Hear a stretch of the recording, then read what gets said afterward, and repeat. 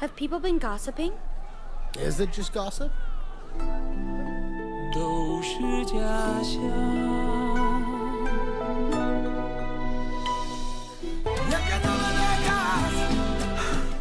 I love you. I wish you all the best. Get out now.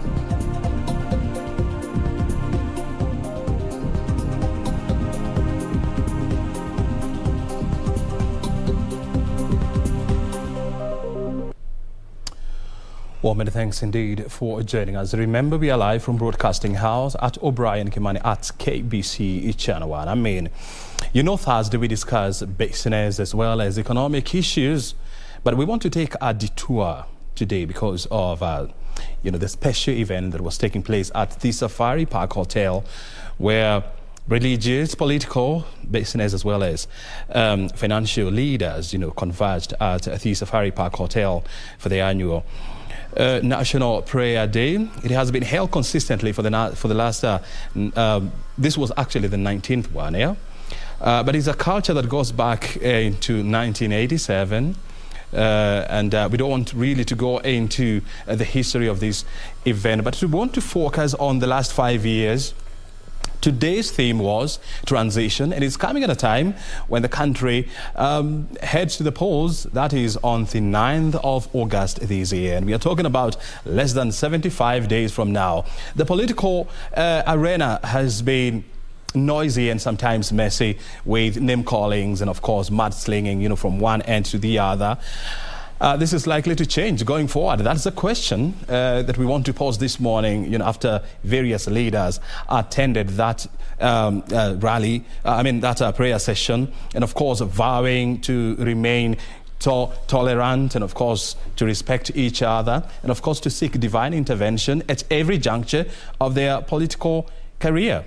Well, we want to talk and discuss this issue with Bishop Hudson Ndeda. He is the National Chairman of Church and Clergy Association of Kenya. Thank you very much indeed, Bishop, for finding time to be with us here. First of all, I'm sure you have listened to the conversation that were taking place at the Safari Park Hotel with various political and religious leaders, making various comments. First of all, how do you wrap that up? Thank you so much, O'Brien, for having me on this program. And indeed, prayers are very important for our country and even in everything we do, even on personal life. We have seen leaders making commitment that they are going to be tolerant, they're going to respect one another, even during the campaigns period. But what is important to know is that it is one thing to speak it with their mouth, but it is another thing for them to commit themselves to what they have said. And therefore, we want them to know we are going to hold them accountable to what they have said. If we see them speak to the contrary of what they said or what they committed themselves to at the Safari Park, we will remind them of what they said, because peace is a very key thing in a country. If we have to prosper, if we have to progress, peace is key. And what we are seeing in political rallies, indeed, it is not encouraging, because we are seeing insults, we are seeing name calling and such things, and such can easily take the country in the wrong direction. Yes. I mean, we have had, there was conversation from, various political leaders saying that, going forward, we're going to see a very different, level of tolerance in terms of their political undertones. And of course, saying that they are now going to work together. And with about 73 days, to the general election, which is slated for the 9th of August this year, do you think they're being realistic? Brian, I think time will tell. But, politicians are politicians. Well, we can say time will tell, but we can also refer to the past. Yes, when we refer to the past, we have seen them make such pledges, the promises that we will be tolerant, and especially during this prayer day. They speak what they have never done. So the past does not show us that they are truthful to what they say. Or every time in the prayer day, we see them hugging one another, we see them shaking hands, we see them saying, calling one another brother. But when they go to political rallies, those are not the names they call one another. And therefore, that is why I'm saying time will tell. But going with the past, and we are seeing the same political players. Unfortunately, in Kenya, politicians are the same ones all through. It's hardly we're seeing new blood. So we know them, and we trust that this time they're going to be true to their word. And we want them to know that that is what Kenyans want. Kenyans want to see peace, and they also need to understand that in every elective position, we are going to elect one person, regardless of how many they are contesting. And we want to tell them whoever wins, Kenya will win. That should be the bottom line. Yes. So the question then comes, how do we just make this event an event whereby we sit down as a nation and we question our morals, we question our standing in the society, and it helps us to make the right decisions and steer ourselves into the right direction? First, for me, I believe we have laws, but laws are not enough. Personal integrity is more important than any other thing than laws. If our leaders would respect themselves, that is where everything would begin from, and we would have a different country. So let them think about the integrity. Let them think about the people who believe in them, and when they look at them, they see leaders whom they expect a lot from. So let it begin from the point of everybody having a personal integrity, because the laws are there, but still we see funny things happening. Yeah. And this you're talking about the law, and this throws you back to the discussion where biblically speaking, where Paul was talking about man made for law and law not made for man. That kind of a conversation. But how do we then ensure that the laws that we create in this country, and we are a country where we claim that almost 90% of the population, ascribes or prescribes to the a Christian religion, then how do we ensure that we create laws, and not just laws, but laws that we can live with, and laws that are just, and they are all tailored, to fit everybody, regardless of their class, political affiliation, or even religion? In this country, we always come out with the best laws. In fact, if you look at the Constitution 2010, if fully implemented, there are so many problems that will just disappear from this country. But we all understand that the same laws, we have entrusted our politicians in Parliament to come up with those laws. I want you to think of chapter 6 in the Constitution and see how politicians have played with it. For example, it speaks of integrity, that one who has a questionable integrity should not contest in an elective post. But see what they did. They twist it and they say, until proven guilty. So they throw in something that twists everything. So I'm looking at a point where we, as a country, we have a conversation and we say, if we have laws, and these laws will be touching on elective leaders or politicians, we don't give them the honor to make the very laws that will suit their case. Let's have probably a different body or probably a commission that is so different that set up laws that would work across the board. But when we entrust the same politicians to come up with the laws, you can be sure those laws will never net them. They can only net a common man. Yes. If you go back to history and let's talk about the first National Prayer Breakfast that was held in 2003. And back then, the country was just emerging from, a very tough economic and political period where the Kanu regime that had been in power for the last, President Moi, who had been in power for the last 24 years, was handing over to President Mwai Kibaki the late. And, the country was in that kind of a transitionary mode. And there was hope that finally the country was beating that corner, to the better, that corruption was a thing of the past, mismanagement of public resources was a thing of the past. But how many years now? Almost 20 years down the line, we are still battling with these issues. Is it that we've never gotten it right, or we are not sincere as a nation? One, we are not sincere as a nation. I would agree with that point of saying we are not sincere as a nation. But also, I feel maybe we just changed a regime or we changed a president. But if you keenly look at the political players, you will realize we still have the same guys around who are with President Moi, who served in his government. Some are his political sons that he raised. So we can't expect much from such.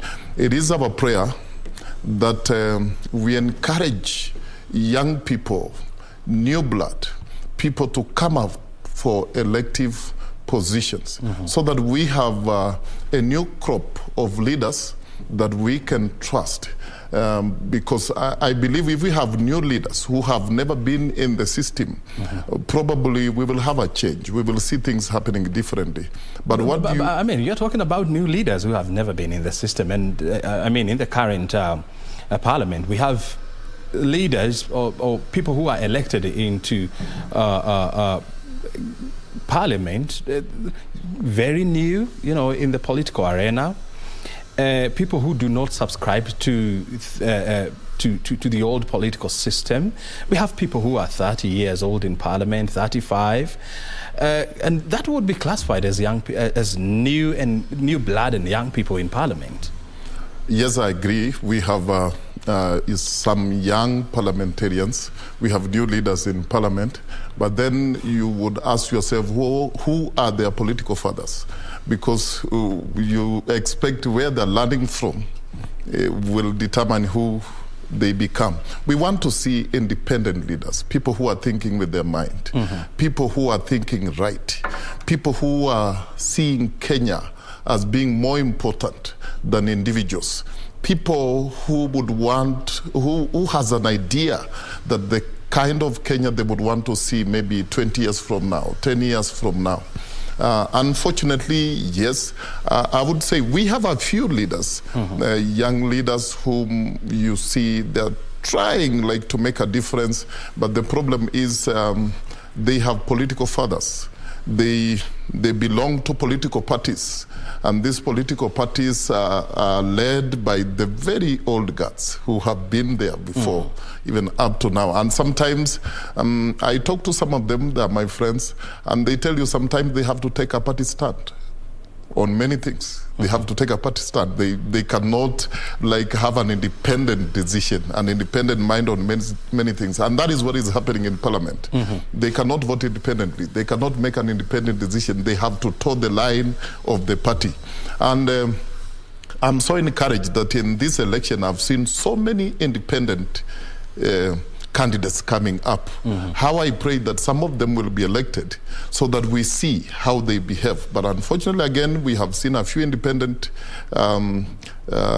candidates who have been elected and they're in parliament, and when they go there, they begin to subscribe to a certain political party. And I like the fact that you are saying that, you know, a lot of these young, you know, politicians who are jumping into the political fray, you know, their mentors, you know, are what you would classify as the old politicians. And, you know, conventional wisdom has it that, you know, an apple will not fall far off from the apple tree. Yes. And so who then now has the high moral ground to tell our politicians, our business leaders, and of course thought leaders that, hey, look here, we've been wayward for too long, and it is high time that we strengthened our paths and lead this nation to the right direction? I believe, one, there are so many people who should come in and just make sure that they are putting them on toes. Talk of church, the church should play a very critical role in terms of pointing out issues that are not right within our country, probably things that involves our leaders. We have the civil societies, they should rise up and speak against every evil. You know, when we speak collectively as a voice in this nation and point out the things that we feel that are not right, we thank God for the democratic space we are in right now, that we can speak, people can raise up issues and say, this is not right, this is wrong.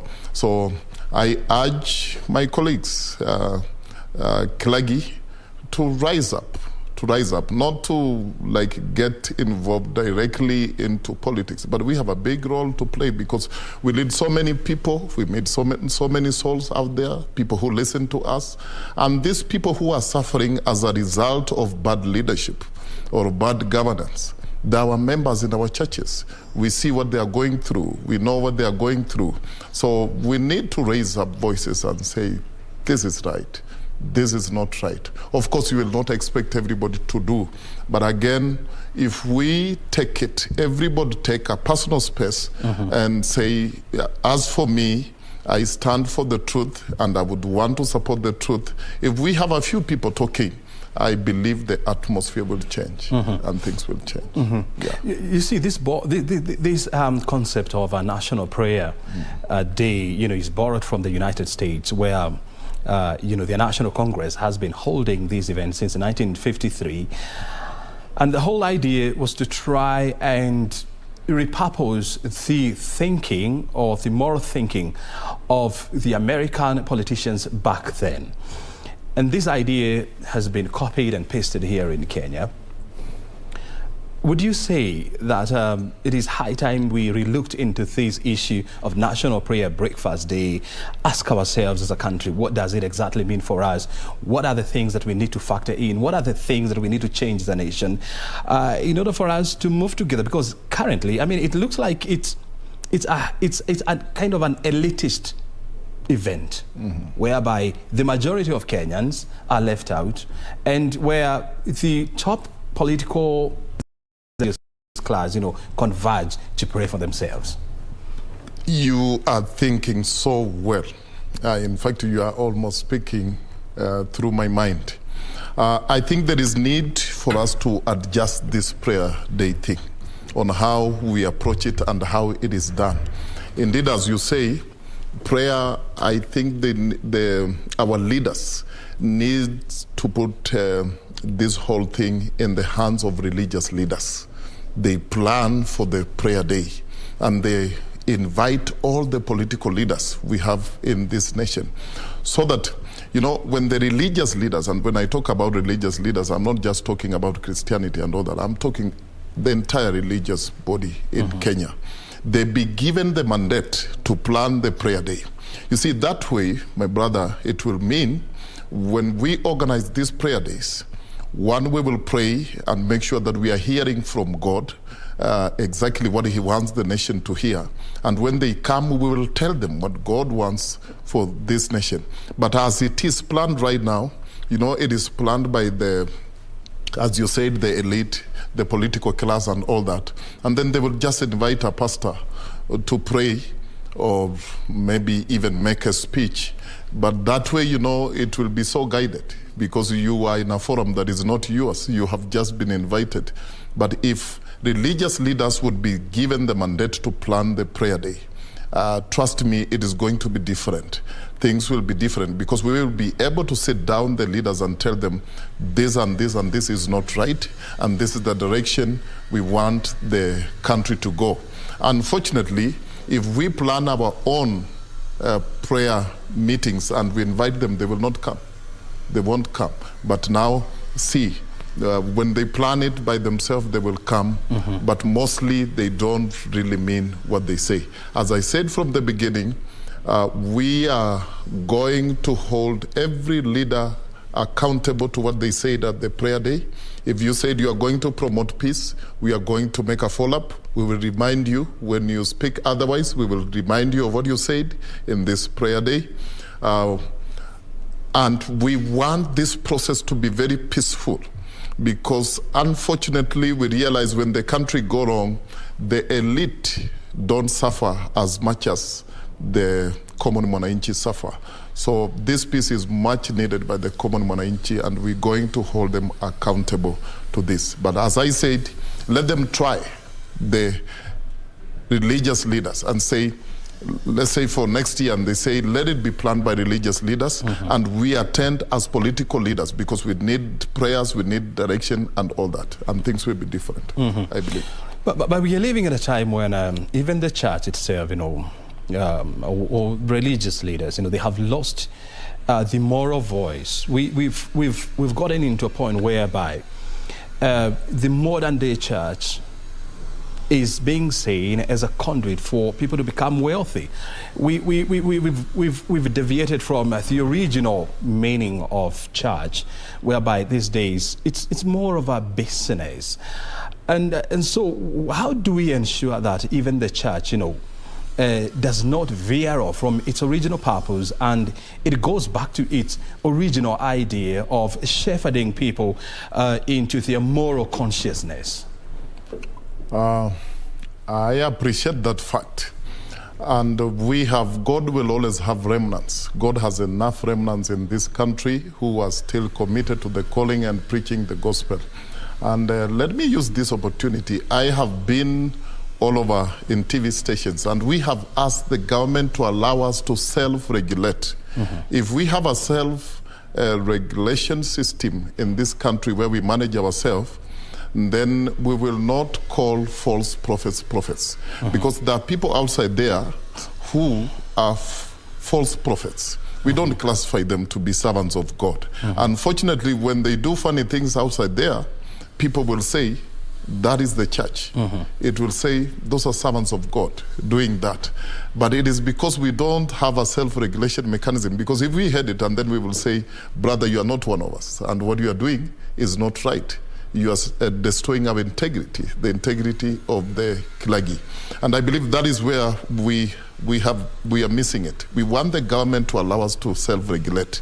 And all these things you are seeing will not exist. And for you, self-regulations means what? Because, you know, we live in a country whereby, you know, there's a clear demarcation between the government, the state, and the church, whereby the two mingles, you know, it's very, very few occasions whereby each is supposed to be independent, but of course, you know, intertwined by various issues. So for you, the concept of an independent church, what exactly does it mean? Yes, we cannot run away from the truth that we have a country that is governed by law, and every church is registered at the registrar of societies. I mean, at that point, it is fine. We are registered by the government, and we are known by the government, and the government knows us. But we are saying, can we have a body that reports to the government, that works with the government according to the laws that are available? We are not saying that we be above the law or we become a lawless society. We are saying they give us the mandate. For example, the government may know laws, may understand the constitution, and all that. But we are the ones who understand the Bible. We understand the Word of God. So in that context, there are so many things that are supposed to be done from our side that the government cannot do. They need, in fact, if they need to do anything in religious societies, then they would want advice from us. So we are saying, let them allow us to have a body that handles our matters. And we will be able, as I said from the word God, to weed out those who would just come from the back door and do things that does not look like what a Kilagi should do or how a Kilagi should behave. I can tell you for free, some of the things that are happening outside there, we don't agree with them. We don't. But we have no authority over those people, and there is nothing we can do about it. Mm-hmm. Yes. And also, bearing in mind that, Kenya is not a theocratic state. We are a secular state, where people are allowed to believe in different dogmas, in different forms of worship experience and so much, whereby even people who do not believe in anything, are allowed to thrive and to live. So where do you then bring on board people who do not subscribe to any religious lining, or people do not have any affiliation to religion, because they also need it on the table of decision making? Yeah, I get what you're saying, and it is very right. We are in a country where we have a freedom of worship. That is the word. Mm-hmm. And that is why you see different kind of worship going on in this country. And nobody can interfere because that is what they believe in. But when we talk of coming up with a religious body where we can self-regulate, we are bringing everybody on board, where we can have a platform where everybody is on board. But we don't want to interfere with what the Muslims are doing. And the Muslim would not want to interfere with what Christians are doing. We don't want to interfere with what Hindus are doing, because that is their faith. But can we have a center where we have all of us together, so that inside there we will have people from all the faith, and they will be looking at the people who prescribe to their faith and make sure that what is happening, there is no extortion, there is no, people are not just going beyond the doable. So you are envisioning a situation whereby you have an institution that looks into the moral standings of, for example, the Christians, and another one for Hindus, and another one for Muslims, and another one for atheists.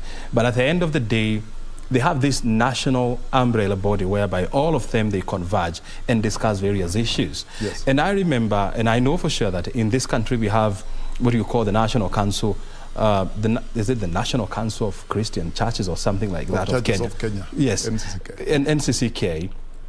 So are you trying to say that we need to form something that looks like NCCK, or an NCCK for every religion?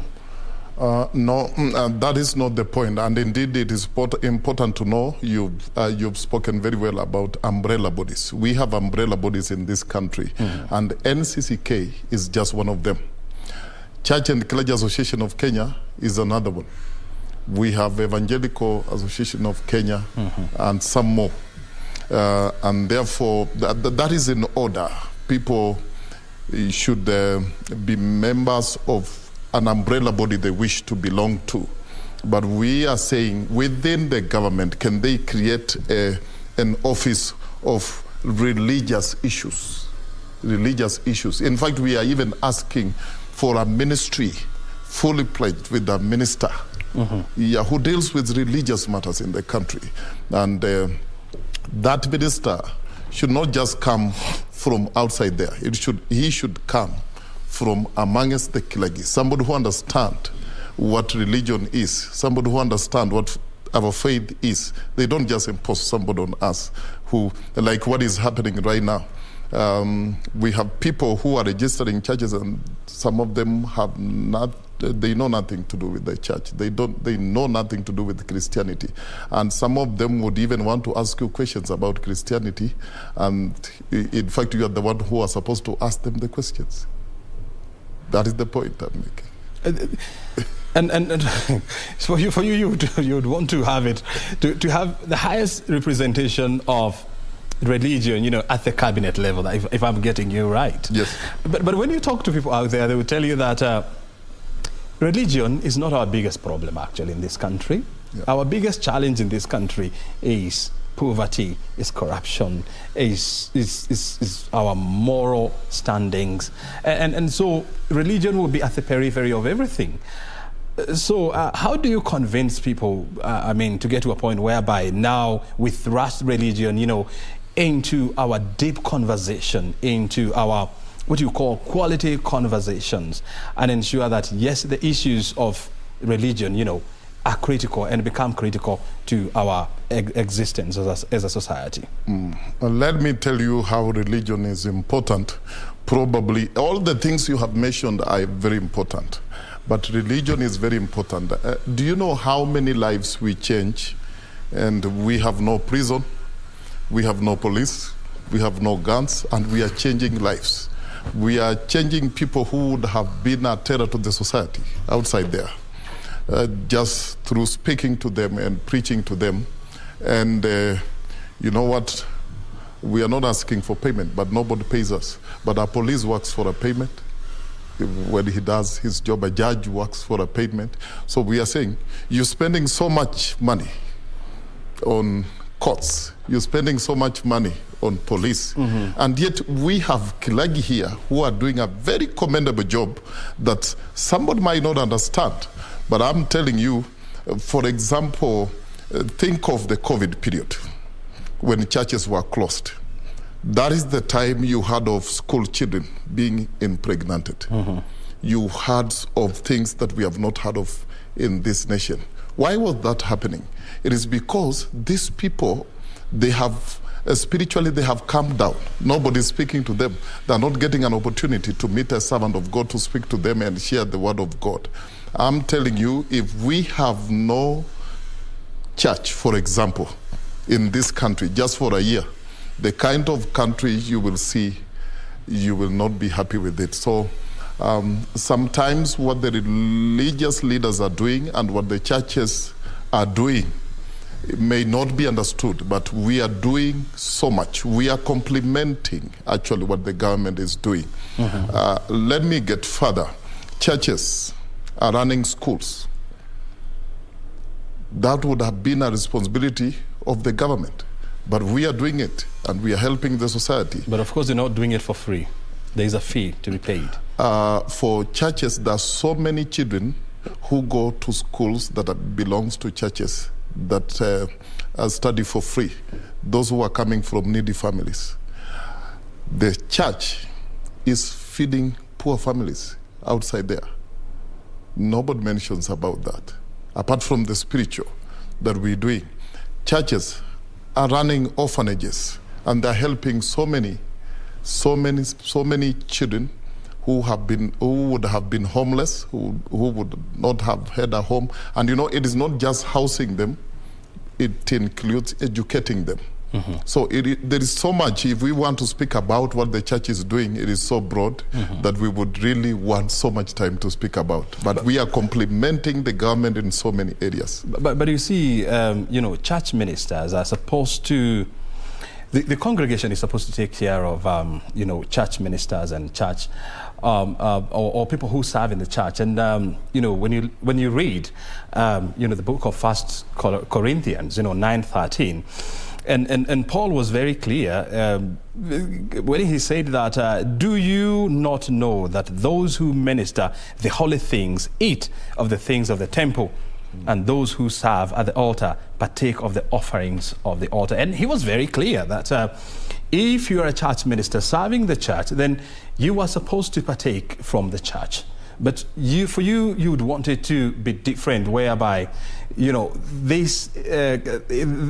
church ministers and those who serve in the church are taken care of by the state. Is that what you would want to see? It is not exactly what I'm saying. And what Paul said is very right. The church ministers should get their livelihood from the pulpit. We are not saying that the government should pay us. I am saying there is so much that the church is doing outside there, but the government is not recognizing the efforts that the church is doing. The only thing they see is when we have one person who has done what is not right, they amplify that. Why can they be like applauding those who are doing great jobs and say that there is a church there that is running an orphanage? Let's support that. You are not supporting the pastor, but you are supporting the children who are there. There is a church that is doing feeding programs outside there. Let's support them. They have food. For example, when we had the COVID-19 situation, the government collected a lot of food. They collected a lot of resources.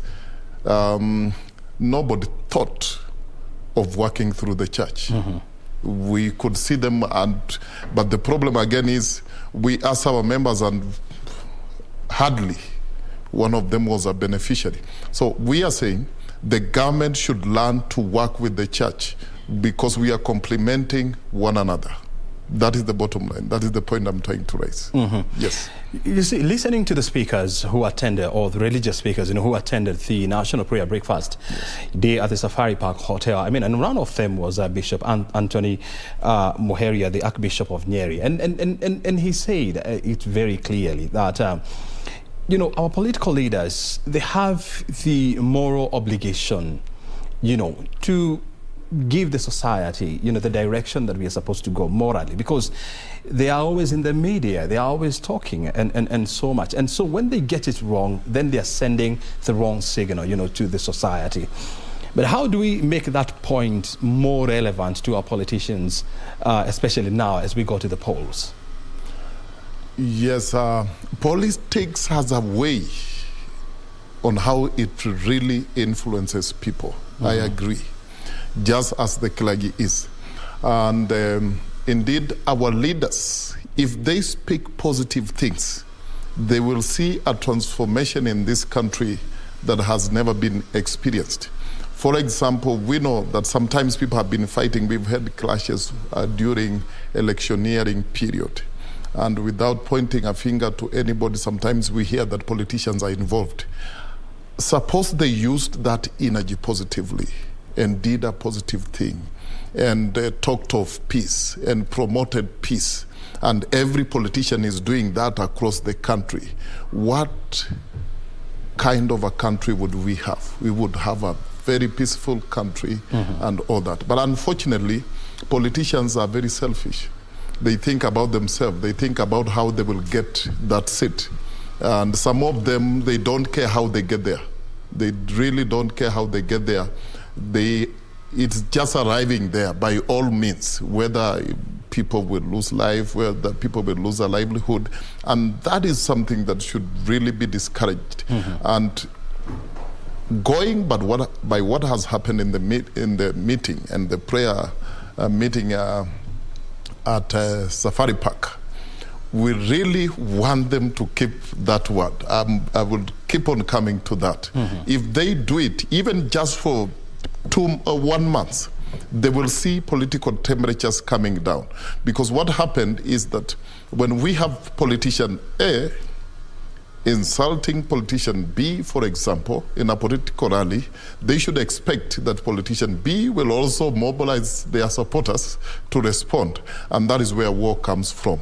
We will try as much as we can, my brother, to keep on speaking about peace, to keep on reminding our political leaders that they need to walk the talk, they need to do exactly what they have said, and collectively, let's come up with a country where everybody would love to live in. Yeah.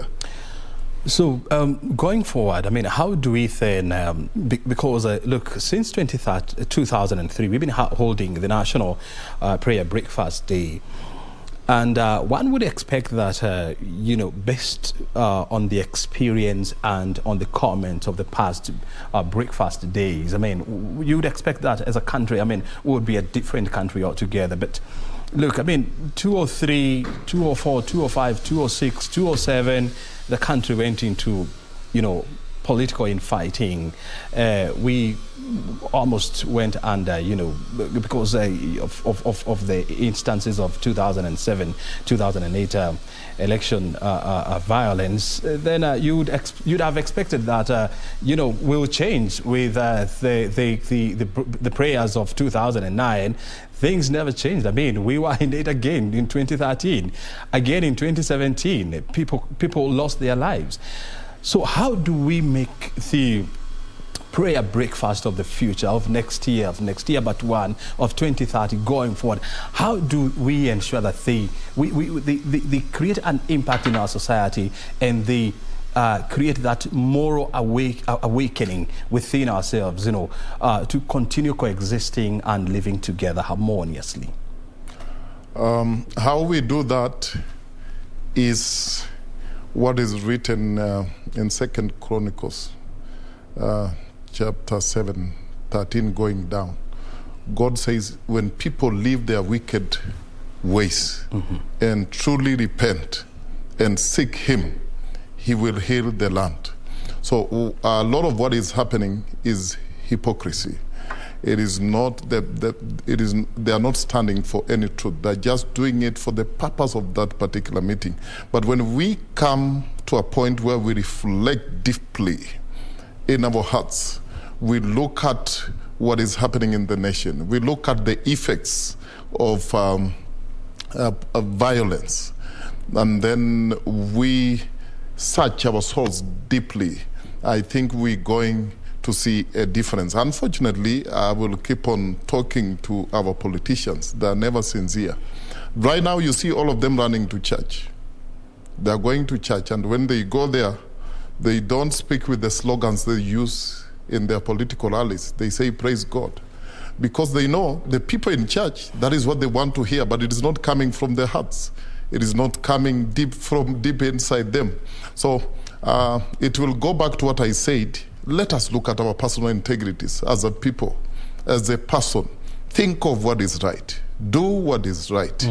Do what you feel that if it is done to you, or probably it is done to your brother, your son, your daughter, you will clap hands and say that was good.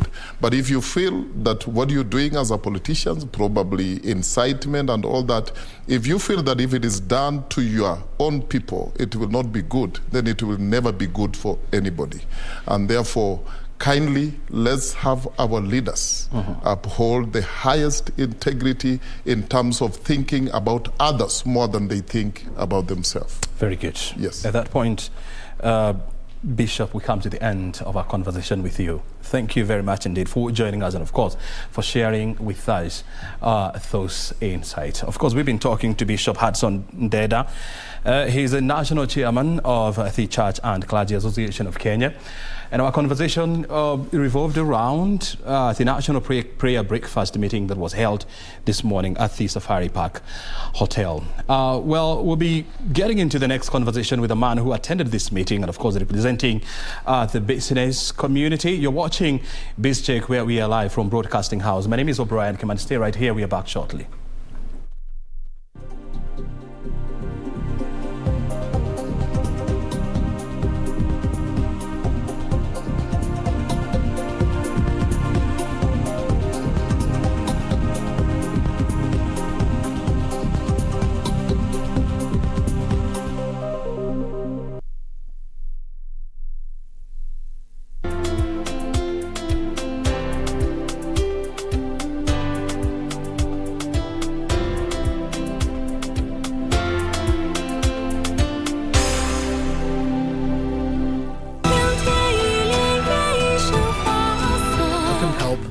Thinking of you.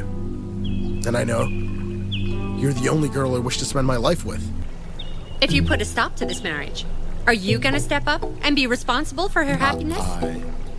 I'm wondering about your own family background.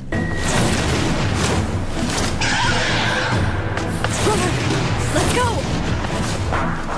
What kind of nonsense is that? Have people been gossiping? Is it just gossip? 都是假象。After 10 years, Murang'a County is gearing up to elect a new governor. How well do you know the candidates and what do they have to offer? KBC Channel 1 has organized a gubernatorial debate for Murang'a aspirants this Thursday, 26th May from 9:50 p.m. live from Murang'a University, exclusively on KBC Channel 1.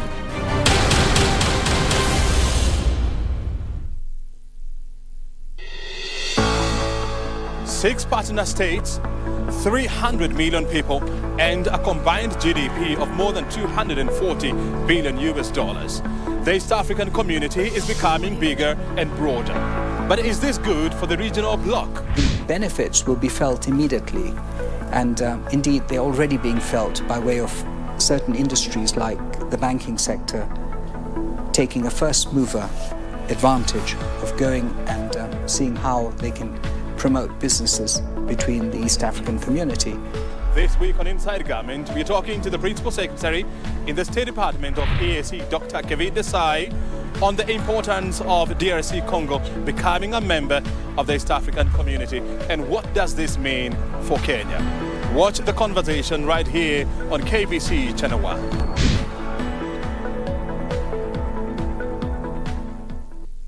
Mpambe Gibson Gadhu Mbugua almaarufu prosecutor kwenye kipindi ukipendacho Vioja Mahakamani kwenye runinga ya KBC Channel 1 anaomba usaidizi wako kudhibiti gharama ya matibabu ya figo.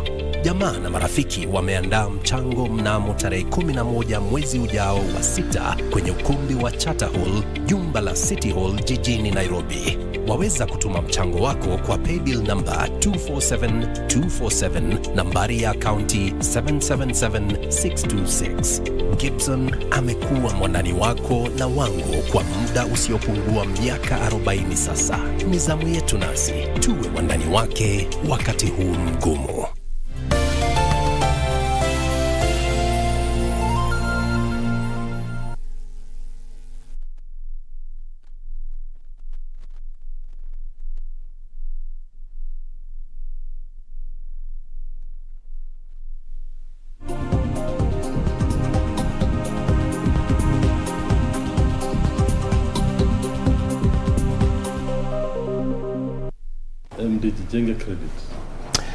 Welcome back. This is a special coverage of the National Prayer Breakfast Day that just concluded a few hours ago. It was held at the Safari Park Hotel. And of course, it's good to remember that last year it was held within the precinct of the National Parliament because of the COVID-19 issues. That the number of guests were restricted, but this time around, I mean, it was a little bit, it was more open, and you know, the issues of social distancing were not very well taken care of because we saw the room was packed with guests. But that's not the issue. The issue is the conversations that were taking place in that room. And of course, you know, looking back at the last 18th edition of the National Prayer Breakfast and what we have learned as a society. And we continue with this conversation with Peter Macharia.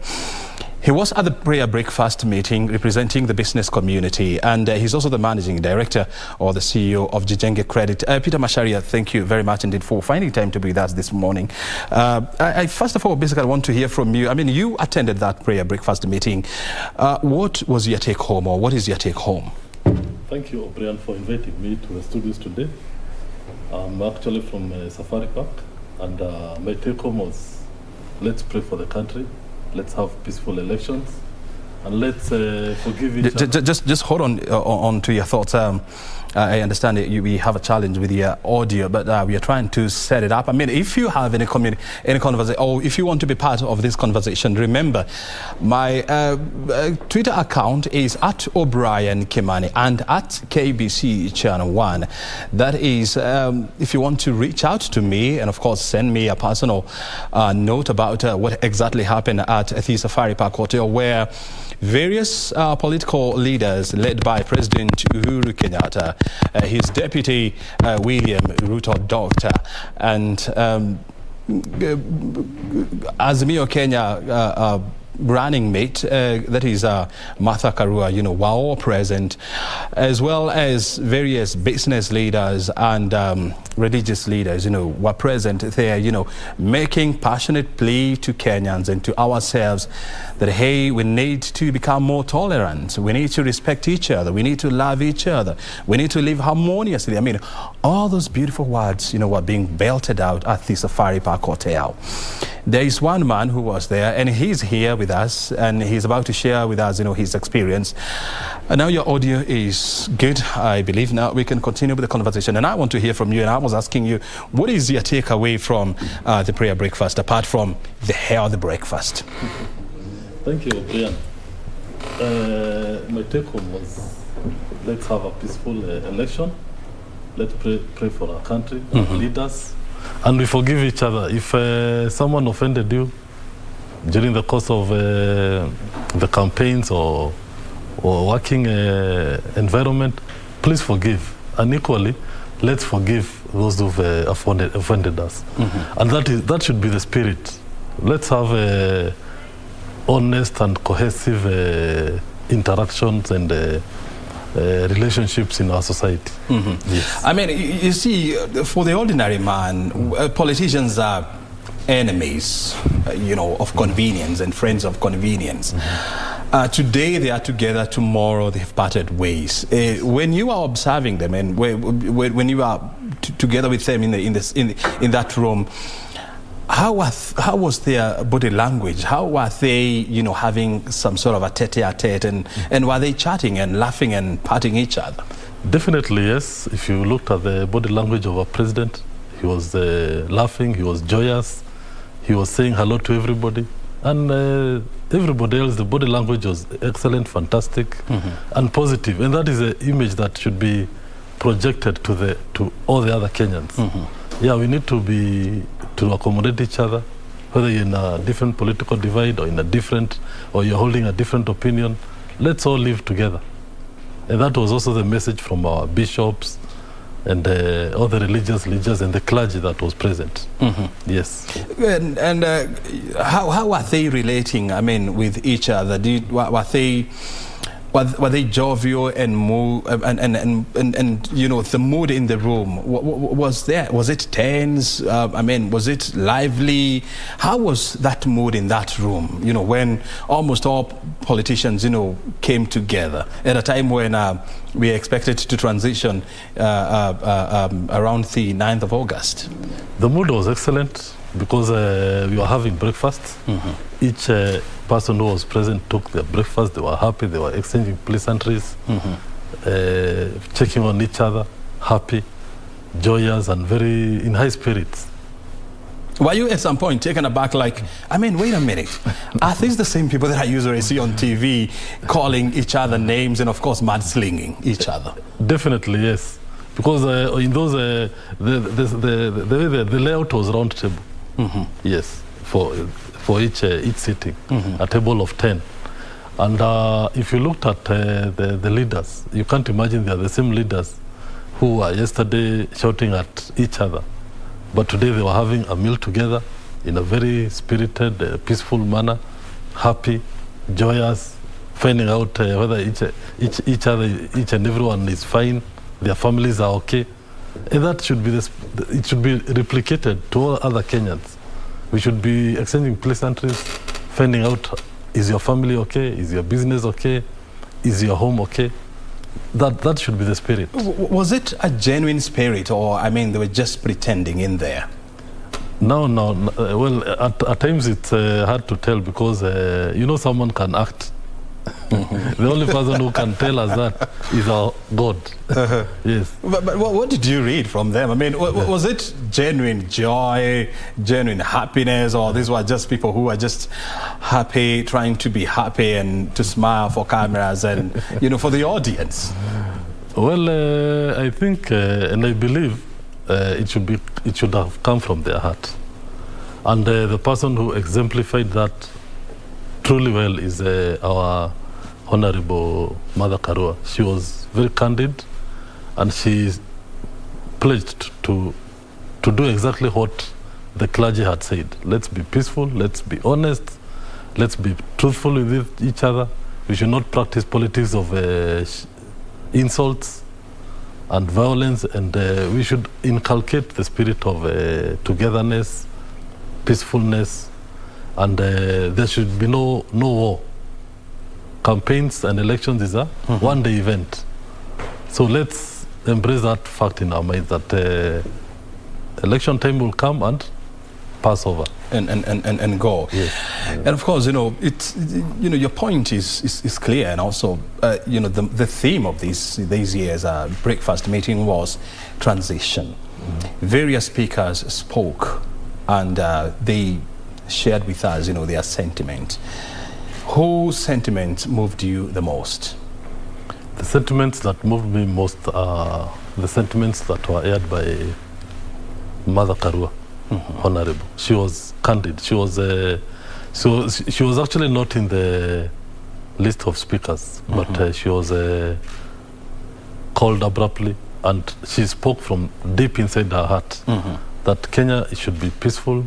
As leaders, we should practice peaceful elections and encourage peace amongst the residents. We should stop insulting each other, and whoever wins should embrace the loser, and Kenya should be one. The same way it's in our national anthem, that Kenya is one country, peaceful, God-fearing, and all our borders should be peaceful at all times. Because it is the same environment that business leaders, international investors, and anybody else in the world is looking at. They expect peace, they expect development, progressiveness, and a successful country. Is that what you expect to see going forward? That's my prayer. As a Kenyan, as a voter, I want to see peace. There should be no disruption in the normal course of our activities. Businesses should operate normally, whether there is elections or no elections, whether it is before or after. Yes. And I mean, when you look at this event, in the last 19, in the last 19 years, because it has been held since 2003. Next year is going to be the 20th anniversary of the National Prayer Breakfast. Would you say that it has changed us as a society for the better? Well, change is there, a bit slow.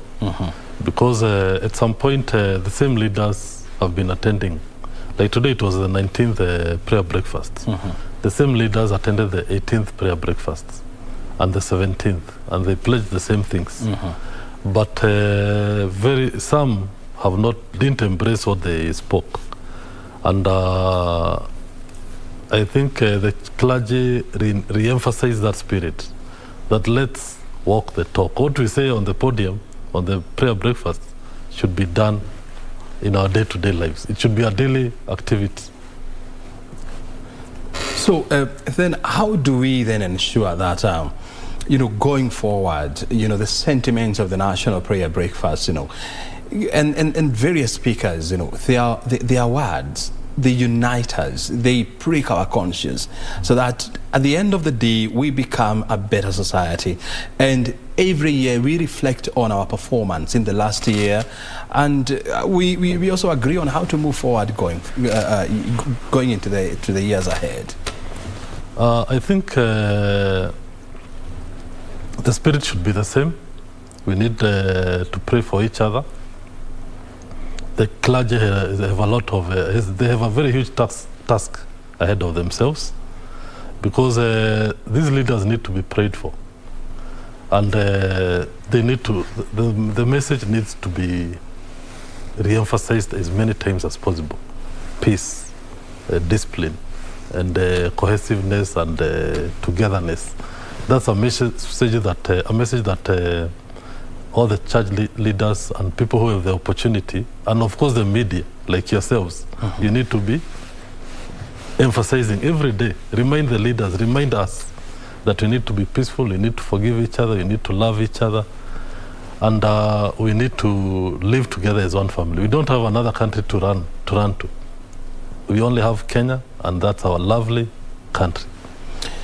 And how do we as a country and individually? I mean, how do we have our very own National Prayer Breakfast Day every day in our hearts, in our minds? I think the best way to have it every day is to start from the basic family unit, that is at home.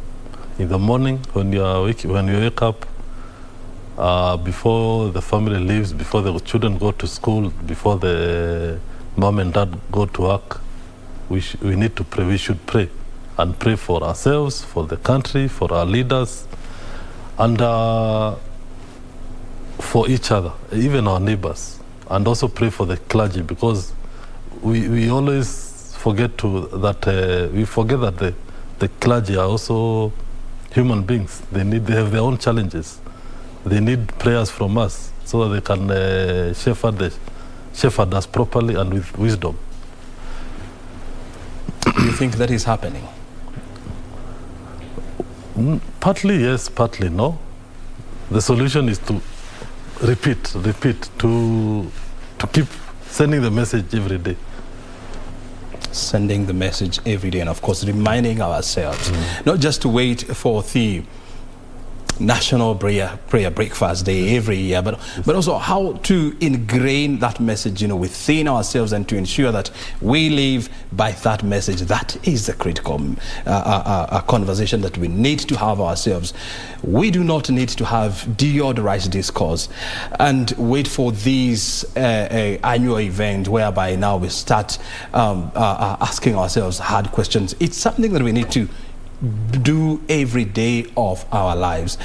If you were to change something about the National Prayer Breakfast Day, Peter, what would this be? One thing that I would recommend the National Prayer Team or Committee to do is to bring on board maybe a representative of the youth, because the setup today included the parliamentarians, the MPs. But what missed out is that we need some youth, maybe from schools or secondary schools or the tertiary schools, so that they can also see and emulate what their leaders are telling us. Because it is from the same youth that will get the MPs, the senators, and the speakers of various dockets, or even representatives of the High Court, because the judiciary was also represented by Lady Justice Mother Kome. Yes. That is what you'd want to change. Yes. But how do we also ensure that, the ordinary man, the ordinary woman in Kapsabet, the ordinary man in Kipkelion, in Nanyuki, in Lamu, become part of the conversations around the National Prayer Breakfast Day? Well, in that case, to be able to rope in those other people, you can embrace technology. You can have maybe screens, TV screens set up in those various points, Mombasa, Kisumu, Kipkelion, and wherever, so that the members of the public who wish to participate and to see what's happening, they have the opportunity to do it from whichever point of the country they are in. Yes, because not everybody can afford bundles to stream from their smartphones and all that. Yes. When you were in that event, did you feel that this is an event for Kenyans, or it's an event for selected few? Well, by and large, yes, it's an event for Kenyans, because the members, the people who are invited for that event are representatives of the people. That is MPs, senators, and hopefully some county leaders, because those are representatives of those people in various parts of our country, and therefore it's a national event and representative of the people. Yes. What did you enjoy most about the prayer breakfast? The most important part that I enjoyed is the common goal, the common theme, that all the leaders agree that we need to be peaceful. All the leaders who stood up to speak, agree that we need to forgive each other. And those are the words they kept uttering, repeating. Any leader who spoke, most of them even requested to be forgiven if they have offended others. And were they genuine? No, you see that genuine, the meter to measure that genuineness is very hard to tell. I think only God can be able to measure that and say this guy, what he said and spoke in front of people is genuine. This one was acting. The next few minutes you just forget. And of course, people must be judged based on the actions. Because as we say, I mean, judge me not what I say, but more on what I do. And so going forward, I mean, we'll be looking out and of course, judging these people, based on the promises they have made at the National Prayer Breakfast Day, and of course, based on their sentiment and the conversations at the Safari Park Hotel. But let's wait and see. But of course, we have history to refer to. Peter, before I let you go, I also want to find out from you, are you looking forward for the next prayer breakfast? Definitely, yes. Because one beautiful thing that the National Prayer Breakfast does, it cools tempers, it creates a very conducive business environment, and it gives confidence to investors to support our country, to support local businesses, and it lifts up the spirit of all Kenyans, to be reminded that peace is the hallmark of every development and success of each and every person and country. Yes. And for you as an individual, I mean, how is it going to change you going forward? Definitely, I also learned a lot. Learned to speak out about forgiveness, seek forgiveness, and also forgive those who trespass against me. And it's a clarion call to all the other Kenyans to follow suit. Very well. Yes. Peter, thank you very much indeed for joining us this morning, and of course for sharing with us your experience at the National Prayer Breakfast Day, which was held at the Safari Park Hotel here in Nairobi. Otherwise, asante sana. Asante sana. So grateful. Well, we have been watching this special coverage of the National Prayer Breakfast, which was held at the Safari Park Hotel with various political, religious, as well as business leaders, converging there to discuss various issues and, of course, to reflect on our past and our future as a nation. And of course, so many words have been spoken there. Let's see whether we are going to live by those words. And of course, I'm reminded of our national anthem, one of the most beautiful in the world, with so profound words. It's a prayer unto itself, because it starts by invoking the word of God. O God of all creation, bless these our land and nation. Justice be our shield and defender. May we dwell in unity, peace and liberty, plenty be found within our borders. And the last stanza of our national anthem, this is what I love the most, because it says, let all with one accord, in common bond united, build this our nation together, and the glory of Kenya, the fruit of our labor, fill every heart with thanksgiving. Thank you very much indeed. And at such profound moment, we come to the end of this coverage of the National Prayer Breakfast. My name is O'Brien Kimani. Tamurini is coming up next. Stay right here. Thank you for your time.